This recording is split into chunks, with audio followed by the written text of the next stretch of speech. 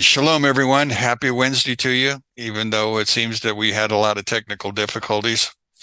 But it's not raining right now outside, although I'm expecting a thunderstorm any hour now. But life is still good. So tonight, I want to just simply talk in generalities because this is not my expertise. I am borrowing from different websites, the History Channel and various people who are into aliens.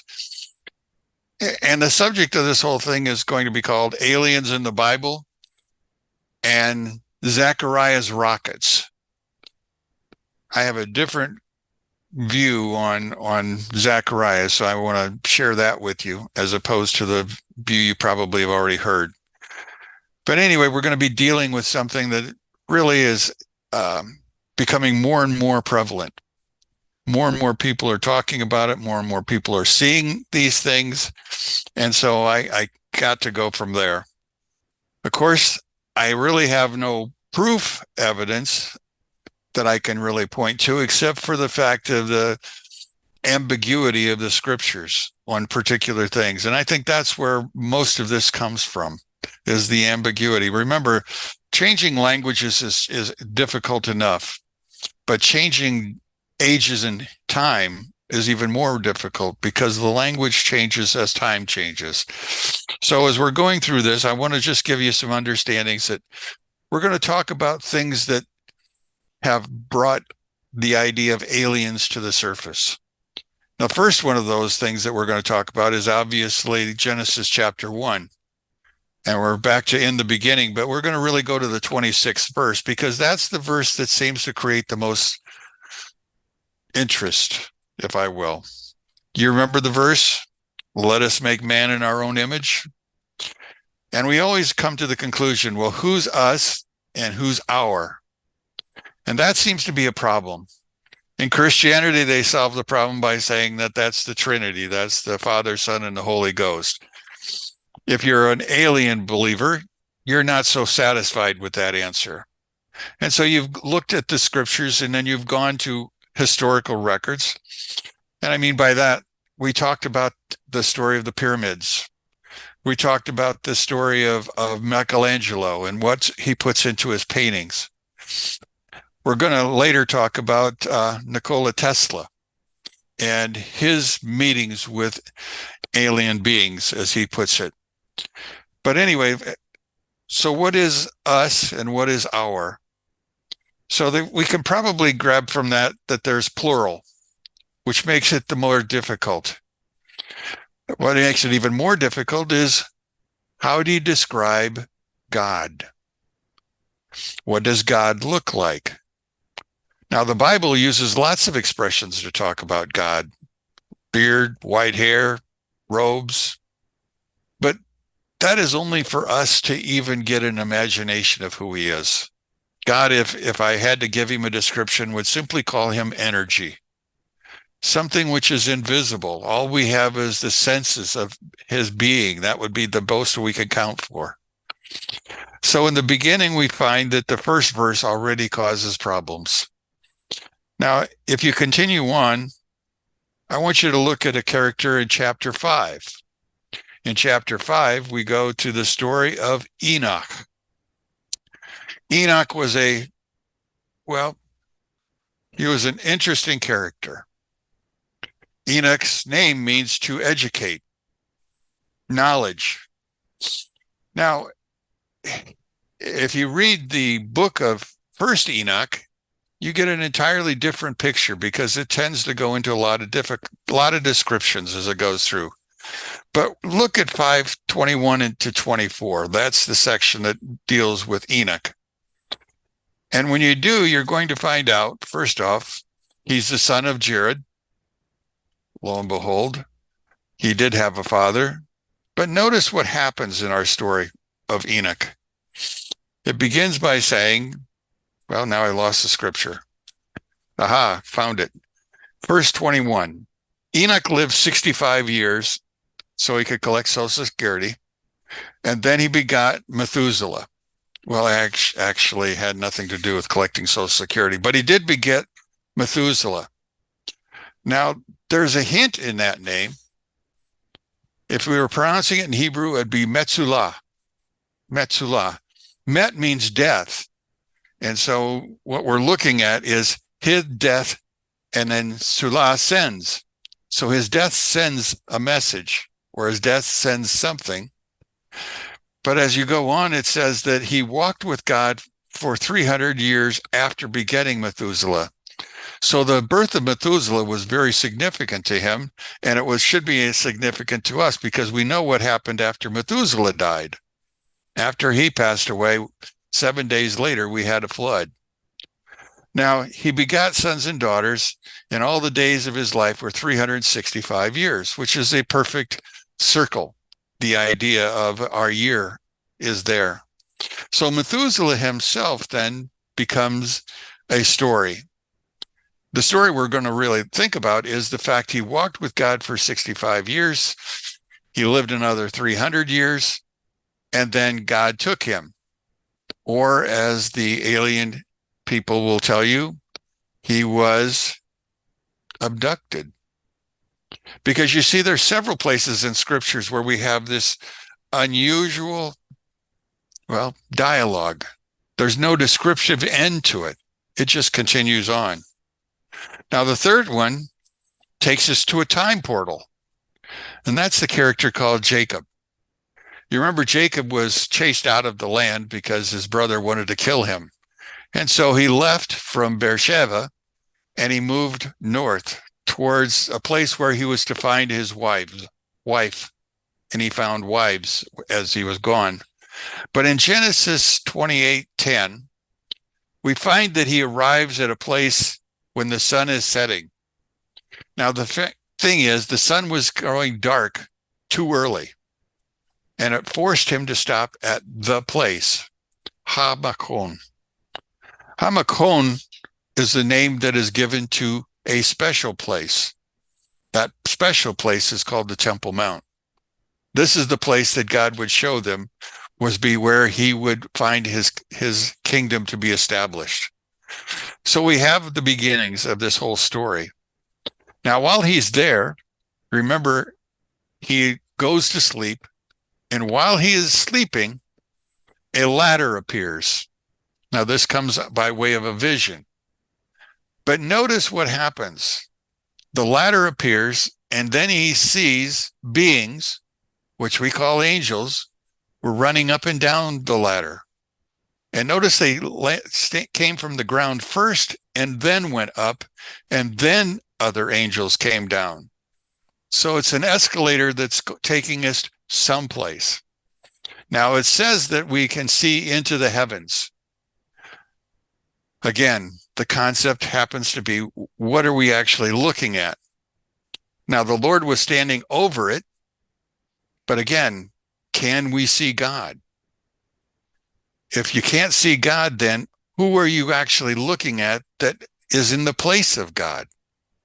To which the observer might say, there is an alien that is looking over who purports to be God. Now, we've had a situation where we have beings that have us as created from. We have now a story of an abduction, and now we have a portal going up and down. Now we're going to add to that story when you go to the stories of Moses, because now you're going to see several things happening in that story. The entire encounter of Exodus really begins with the burning bush. Well, there's many verses that go into that idea, but we have a bush that's burning, and all of a sudden we have an intervention. Somebody begins to talk to Moses. We would understand it to be God or one of his archangels, but it doesn't really give us that clear understanding, especially if we can't see God. How can we hear him? Again, the alien will look at that and say, well, there must be something here. But again, once that happens, we take ourselves back to Egypt, because you remember he ran away. Now he's returning. We go through 10 plagues, and he now begins to exit the land. What happens? Miracles happen as we go. He finds himself going through a desert.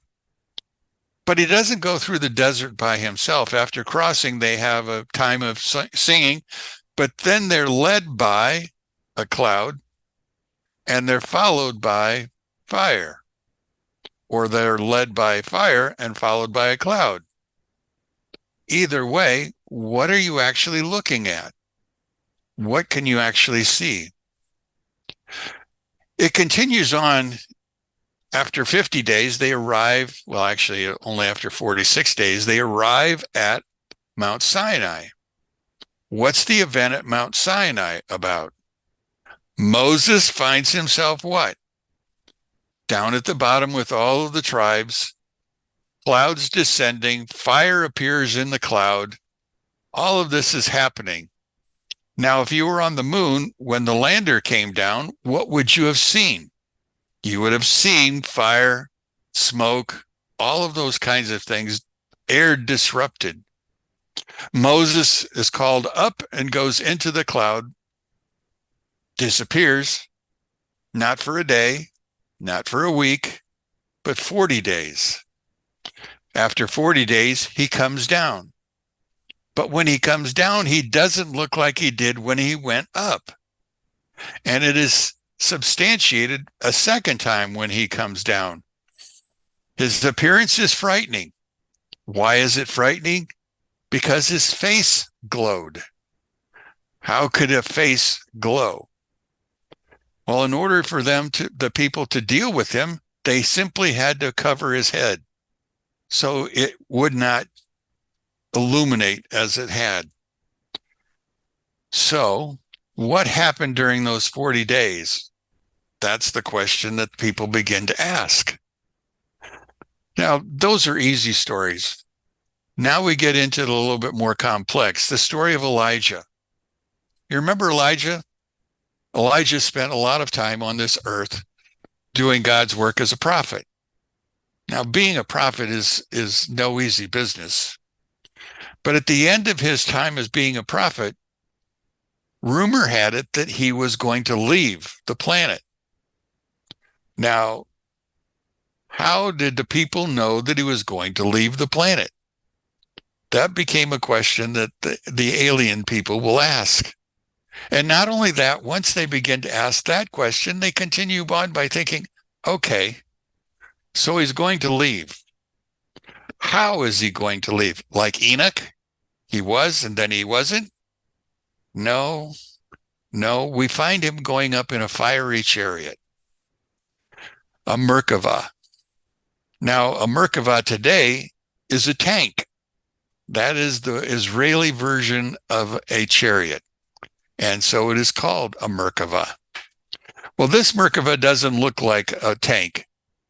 Has wheels, flames are coming out of it. The horses which appear are never spoken here, but in the Midrashic writings, they're also found to be blazing, if you will. An interesting form of transportation. So many modern UFO people report strange lights in the sky, glowing crafts. Could they have been talking about their version of Ezekiel's chariot? Where are all these stories coming? Can we imagine for a second some of these sightings up close? Can you imagine seeing something like this? I remember the story that I think was Buzz Aldrin. And later, one of the NASA scientists said, when they were looking at Ezekiel's chariot was different than Moses's or than Elijah's, but it was a chariot. And in chapter 1 and chapter 10, we get a picture of that, which is a little bit different than what we normally would think of. But as you're looking at it, understand, they see something special in it. Why don't you turn with me to Ezekiel chapter 1? And I want to look at a few verses so to kind of give you an idea of what they object to or what they find fascinating that we don't. Now, if you're a Jew, you understand scriptures can be found and multiple ways of interpretation are available. You have 4 levels of interpretation, but as we all know, the idiom is correct. Whenever you get 2 rabbis together, you can always find 3 opinions. So that's the kind of thing that we're going to be looking at, is the fact that there's multiple ways of looking at this problem. I want you to begin at verse 4. This is when we really begin to see the chariot. Verse 4 says, I saw, and behold, there was a stormy wind coming from the north. A great, here we go, cloud with what? Flashing fire. Now, we've seen those before at Mount Sinai. We've seen them before in leading the children of Israel. But as it goes on, it says, and a brilliance surrounding it. So in other words, there's now an extra addition. There's an extra glow that's around it. And from its midst, like the color of hashmal is a amber color, in the midst of the fire, and in the midst thereof was likeness of 4 hayot. A hayot was a corvim, a cherub. That's what it was supposed to be. But the cherubs appear to be different. In fact, they're not the same in chapter 10 as they are here in chapter 1, which again, does that mean there's only 4 corvim, or were there 5, or were there 10, or how many were there? Doesn't say. But this is what we're looking at. So now begin to think about this for a second. So in the midst there was the likeness of these hayot. This was their appearance. They had the likeness of a man. Each one had 4 faces, a little bit different than a man. And each one of them had 4 wings. Their legs were straight legs. Now, when we talk about straight legs, we're usually thinking of angelic beings because they had straight legs. They had no knee joints. They could not bend. They could only walk straight. And the soles of their feet were like the soles of a rounded hoof. Cattle, oxen, that would be where I would find that from. And they glittered with the color of burnished copper. Now there was a human hands under the wings of the 4 sides. Their faces and their wings were alike on the 4 of them. Their wings were joined one to another, so they were attached. They did not turn as they went. Instead, each in its direction of its faces, they would go. So in other words, it all would go at the same time in whatever direction they were going. I would suggest that these wheels have to be very flexible in order for this to be happening, if it's a chariot like we'd seen before. But it doesn't appear that that's so, and that's why they go through this. As for the likeness of the faces, one was a human face, one was a lion's face on the right, and the 4 of them, then there was the ox face, and then finally there was the eagle's face. Those are the 4 faces that are there. And as for these faces, their wings extended upward over them. For each face, 2 wings were joined to each other, and 2 wings were covering their bodies. So technically they had 6 wings, not 4. So as we go through this, each had a direction of its face, and that's the direction that they're going to go. Now remind yourself, what does this look like if you were trying to picture it in your mind? Buzz Aldrin and a NASA scientist said, this is a lunar lander. It has 4 pads. They could be wheels. Some said that the pads were actually gyro. In other words, it was the wheel within a wheel. If you've ever seen a gyroscope, you know that as it pivots, you're sitting vertically and horizontally. You're watching it hold itself and hold its direction. Now, the lunar lander had a gyro, but it wasn't its 4 feet. But what's technology today? Overall, they begin to say, what we have here is an example of a spaceship. Now, if you go through time, and you go to caves and you go to monasteries and you go to different places around the world, pyramids included, what do you find? Evidence of spaceships on the walls. Do all the spaceships look alike? No.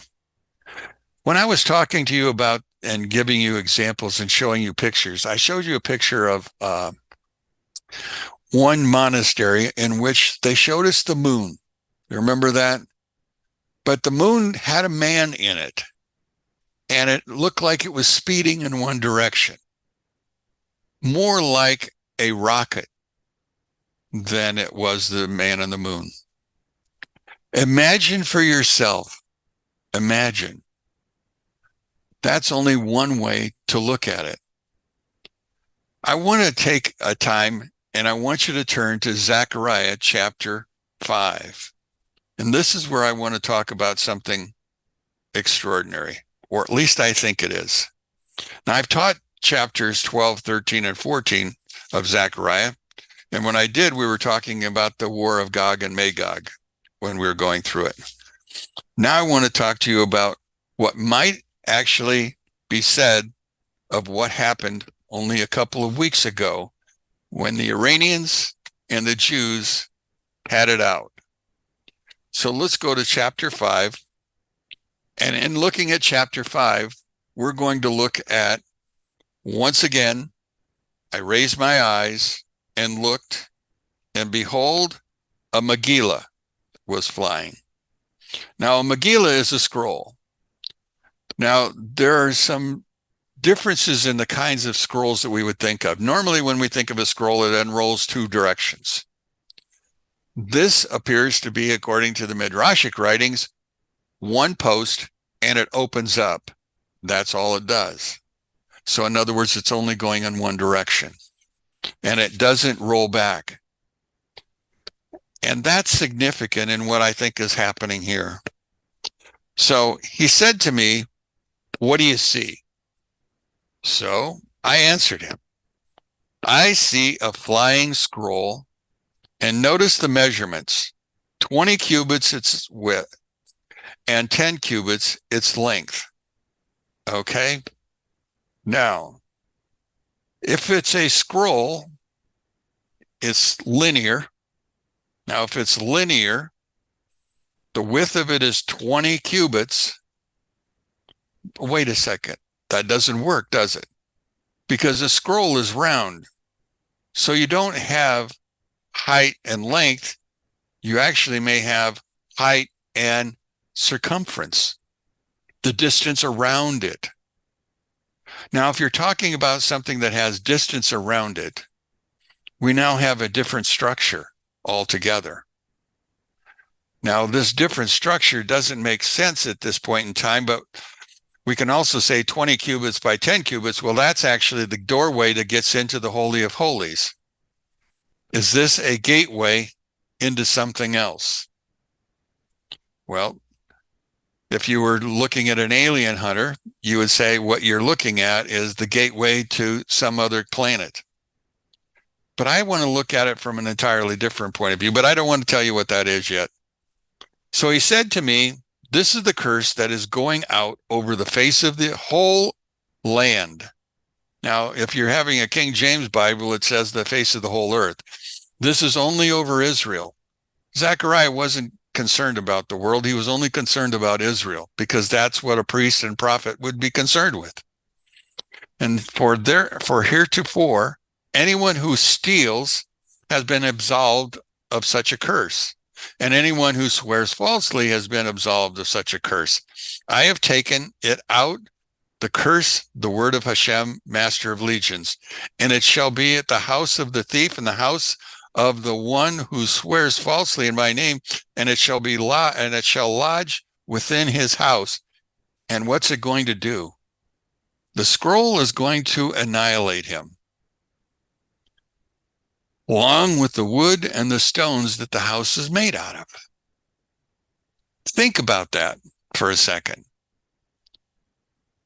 There's a curse that should come if one swears falsely, if one steals. Those aren't the only two commandments. but those were the two that are listed here.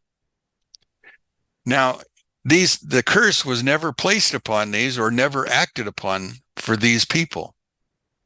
And so the question comes, why not? Why didn't it happen? Why is it now going to happen later? That becomes the question. Well, if we go on, it goes on to say, then the angel who was speaking to me went forth and he said to me, raise your eyes and see what is emerging, what this emerging thing is. So now we've seen this scroll flying, and now we're going to look at something else. Now it calls it a different vision, but I'm not sure it's really a different vision. I think what he's doing is he's going to add detail what he's actually seen. So what happens? And he said, this is an ephah. An ephah. An ephah is a vessel. It's a container in which you put material, put something, usually grain, in this ephah that is emerging, that you can now see. And he said, this is because their greedy eyes are in all the land. So in other words, this vessel is here because of the greed of the people. Now then, behold, a block, actually the word is kakar. Kakar is the idea of a weight, a talent. It's the amount of the weight of the block. And this block is a block of lead. It's not grain in this container, but it is lead, something that's metal. Well, why do you put metal in a basket? What has that got to do with anything? And again, we're attaching it to the fact that something is emerging. Well, then behold, a block of lead was being lifted. It was what? It was being lifted, and this one woman was sitting inside the ephah. Okay, so you got a block of lead, and now you have a woman inside of it. What kind of vision are you actually looking at? Now, if I were reading this Bible before the 11th century CE, I wouldn't have the help of vowels. Now, the word for woman is Isha. If I take the vowels away, I still have the same three letters, Aleph, Shin, or actually it's Sin, and Hey. And the word is Isa, or Asa. Asa is fire. So now I have a block, and inside of it is fire. So now I have a round tube, a scroll. Metal is inside of it, has a weight of 1 talent, and I now have fire inside of it. What do I have? It looks more like a rocket now. But I'm not done yet. Because you see, he doesn't quit here. He notices something else is going on.